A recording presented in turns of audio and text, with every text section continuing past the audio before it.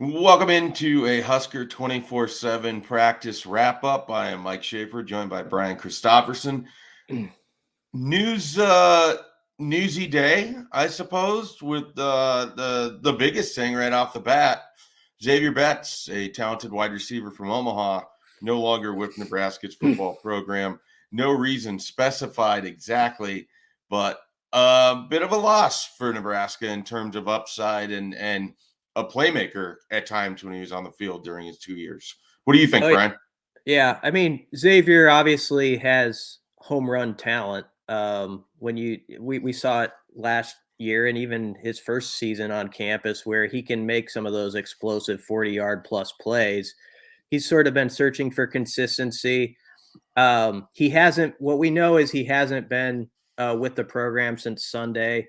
I think it's probably important to say Scott Frost, I wouldn't say close the door completely on this story. He said, he's not with the team right now, and he was asked like 3 or 4 follow-up questions and basically repeated the same thing. He's not with the team right now, and that's what it is.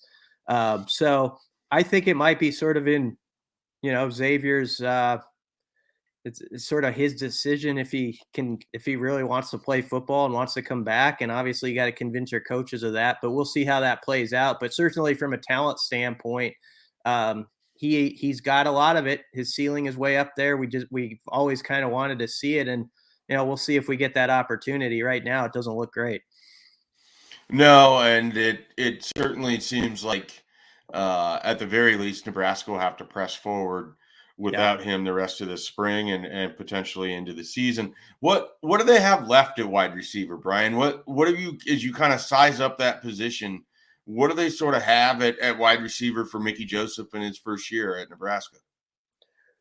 Well, I think Trey Palmer immediately pops into your head as just somebody because he has that background with Mickey and hit the ground running that is going to be pivotal. And he's also helping a lot of the guys around him understand sort of how Mickey operates.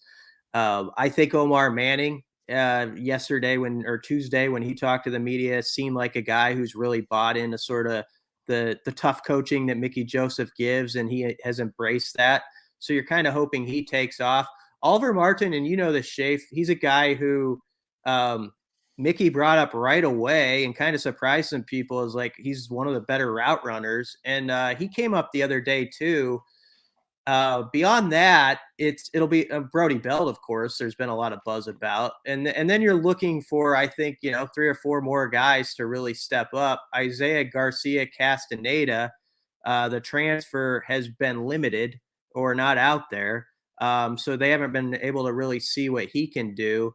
And it sounds like the young guys who are like second year receivers, your Latrell Neville's, your Sean Hardy's, Camonte Grimes, they've got to answer the bell right now because Mickey Joseph was pretty straightforward and sort of challenging guys saying, this is not going to be a program where you can just sit around for 3 years and not be a part of producing or we're going to move on. And so there you go, right in your face. That's the challenge.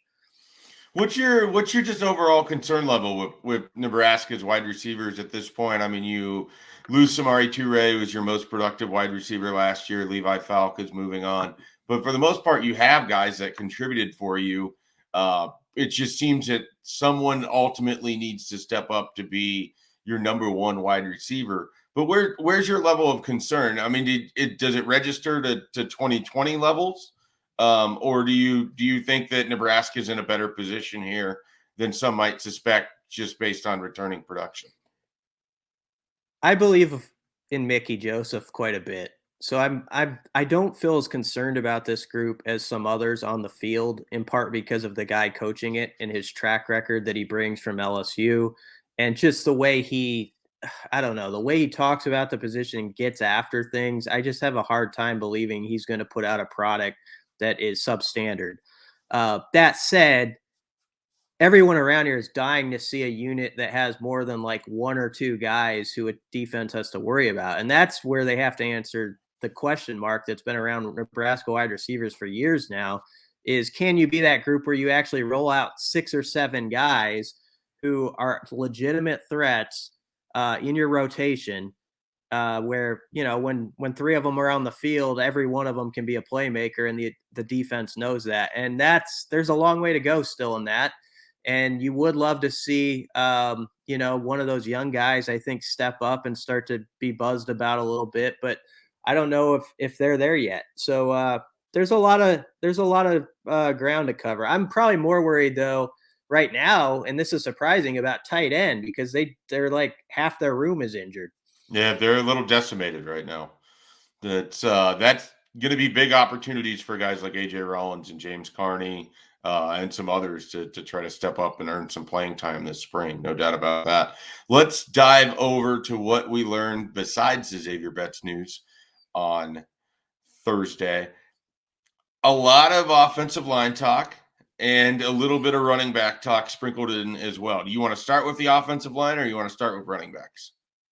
Yeah, I can throw out a thing or two about O-line, and I know you were talking to Brock Bando, and maybe he had something too. That's the group that Scott Frost honestly has pumped up the most throughout the spring. And Noureddin Nouili, who's playing at left guard, said, "It's crazy how we're running the ball right now." That was his quote. Like, he feels really good about just how they're getting off the ball. And it sounds like so far at running back, kind of combining the two topics, it's been the spring of Yant, Grant, and Ramirez still there. Kind of dependable guy. Yant, though, looks in incredible shape right now, and he's really taken the conditioning and his eating, his diet into consideration after having the finger wagged at him last fall about that. He's down to 232 pounds, which is trim for him, and he looks good, and he's playing well. And it sounds like Anthony Grant, the newcomer, who started his career at Florida State, went the JUCO route, put up a ton of yards. I think you've talked to people down who knew him at Florida State. He was a pretty good talent if he can get everything in order. And I think Nebraska's sort of seeing that right now. Yeah, I think Anthony Grant is definitely one of the more interesting kind of storylines this spring. Nebraska went out and they brought him in around the same time they were hiring a running backs coach. So I don't know that it was any decision that Brian Applewhite made. It was a decision Nebraska made to go get this kid who, the people at Florida State that I talked with just raved about his overall talent. Like, he's a guy that they thought if things were in order would have been playing every year for the Seminoles. And so he's certainly going to be interesting in that picture. I never quite know what to do with Jock Yant. There's just this like fervor about him that I think exceeds what he's actually done on the football field. But he really does. I mean, he just from an aesthetic standpoint, he looks like someone who could be a really big impact running back for you just because of his sheer size. And so I find myself with Yant basically just trying to remain somewhat skeptical anytime the talk starts up. But the running back picture, Brian, it doesn't feel like that's going to get solved anytime this spring, especially if AJ Allen is going to have any say in it, or Gabe Ervin, when both are going to be involved in the summer. Yeah, and I think Brian Applewhite is treating it as such. He's said a couple times, like, it starts over again on August 1st. And he makes the point, and this is a good one to always understand, is that sometimes you might put a depth chart in front of guys at the end of spring, and this guy sees he's third or fourth. Some guys feed off that and step up, and some guys get comfortable and don't, or they lose ground. And we saw that last year with Zavier Johnson. I mean, he came into the fall camp as a forgotten man last year, and now he's not. So, yeah, there's a long way to go in settling that. It just 7 or 8 practices in, Yant and Grant, and it rhymes, so it's nice to kind of work that in there. They've got something going. But I think you have a good approach to it with Yant. It's sort of like, let's see him do it 2 or 3 times on Saturdays before we act like he's going to win the Doak Walker. Well, in order to win the Doak Walker, you have to have a pretty good offensive line in front of you. And Nebraska's offensive line is very much a work in progress. I don't know that I forgot this, but sitting there talking with Brock Bando, he just kind of points out that, you don't have Teddy Prohaska, you don't have Turner Corcoran, you lost Matt Sichterman, you lost Cam Jurgens to the NFL draft. They essentially have as wide open of a competition as they've had in a long time on that offensive line. And he said that, everyone's more or less treating it that way, that there's no real spots this spring that have been spoken for. Guys are really hungry to get the reps that they've been getting, and he feels like the competition's been really good.